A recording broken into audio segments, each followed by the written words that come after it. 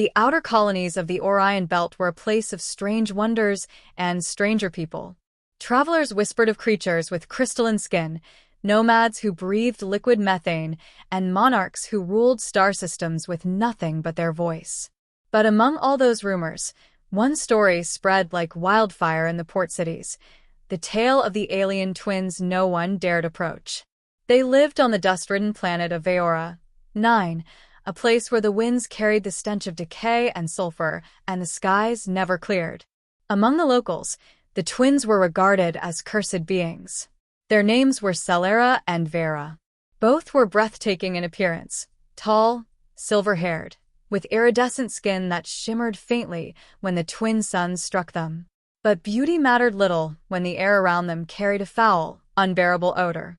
The smell was so potent that merchants barred them from their markets. Children fled from their presence. Even their own people shunned them. Whispers told that they had been born wrong, touched by a genetic curse that made their bodies reek of ammonia and sulfur. They lived alone in a small, cracked shelter near the salt flats, surviving on scraps, speaking only to each other, hiding their shame. For years they endured isolation, believing no one would ever see them as anything but cursed. But fate brought a human to Veora 9. His name was Elias Kane, a mechanic and wanderer from the Terran colonies. He was used to traveling through hostile worlds, fixing starships, and making allies where others only saw enemies. When his ship broke down near the Veoran settlement, he stumbled into the market searching for parts. That was where he first saw the twins. They stood apart from everyone, attempting to trade, but the merchant shouted at them and sprayed chemical neutralizers in the air as if to drive them away. The crowd laughed and gagged, mocking them. Elias noticed the shame burning in their luminous eyes. Something stirred in him, a mixture of pity, defiance, and curiosity. Instead of turning away, he walked toward them. The crowd gasped, expecting him to recoil, but he didn't. He noticed the smell, sharp and acrid, but he endured it. "You too need help," Elias said simply. Celera and Vera stared at him in disbelief. No one had ever spoken to them with kindness, not since childhood. And so began the story that would change their lives. Middle. Elias offered to help them find what they needed in the market.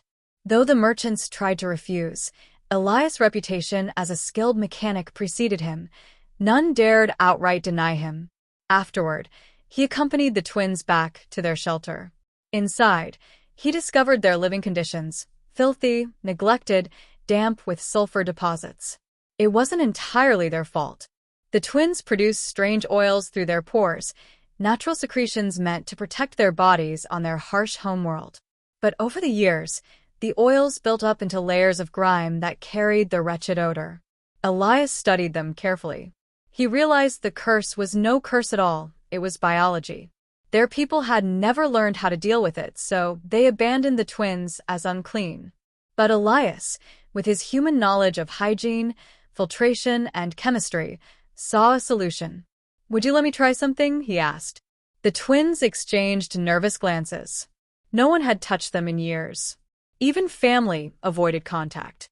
Yet Elias' voice carried sincerity. Slowly they agreed. Over the following days, Elias gathered supplies, cleansing agents, water filters, brushes, and neutralizing minerals.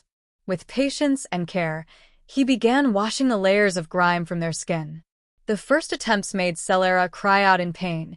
Their skin was sensitive and used to human soaps, but Elias adjusted, learning what worked and what didn't.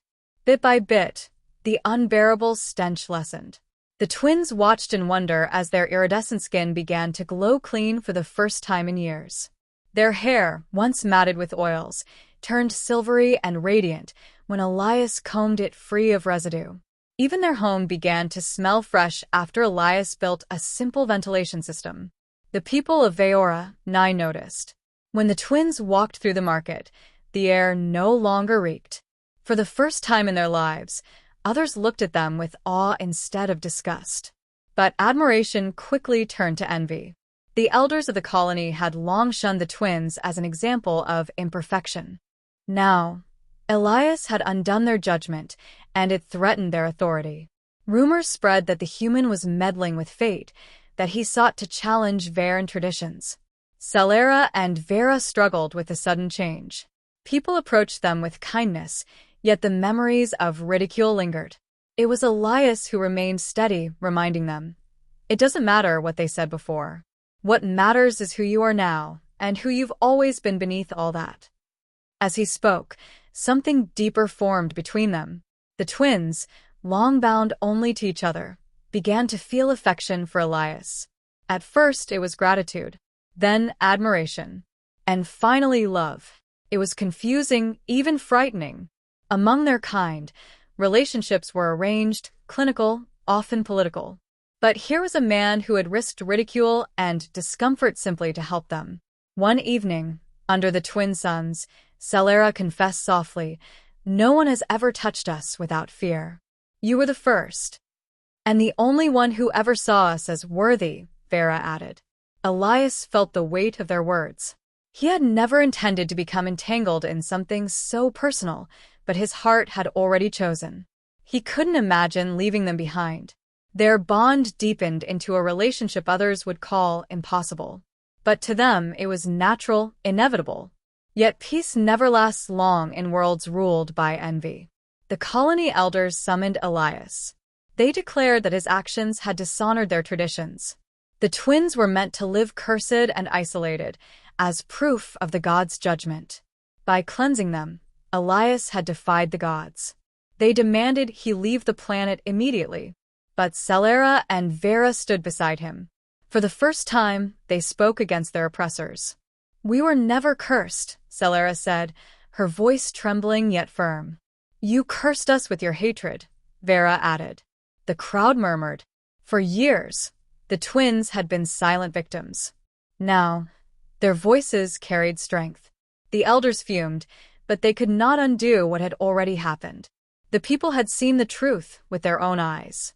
The twins were no longer outcasts, and Elias was no longer just a traveler.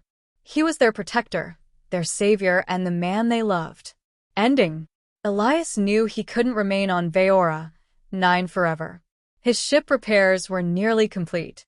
He told the twins he would leave soon, not wanting to chain them to a life of wandering.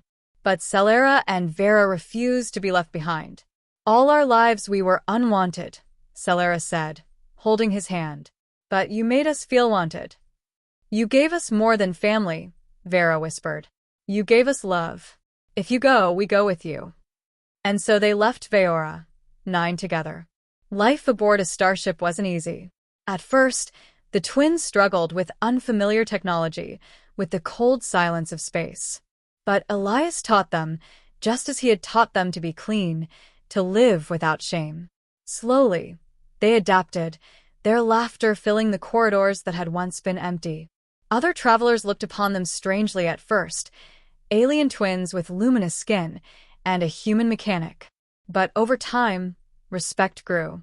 Together, they repaired ships,